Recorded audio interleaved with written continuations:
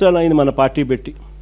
ఈ 14 ఏళ్ల కాలంలో పార్టీ ఇంత బలంగా ఉండడానికి కారణం ఎవరు అని అంటే వైఎస్ఆర్సిపి ఫ్యామిలీ.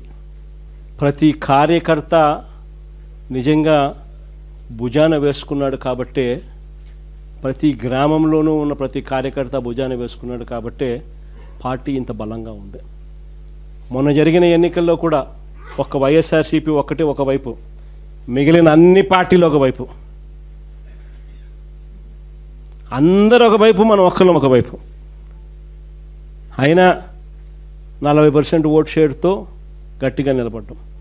నేను ఒకటే చెప్తా ఉన్నా, ఈ స్థాయిలో మనం నిలబడగలిగాము అని అంటే దానికి కారణం కార్యకర్తలు. నేను ఈ గ్రామంలో వైఎస్ఆర్సిపి కార్యకర్తను,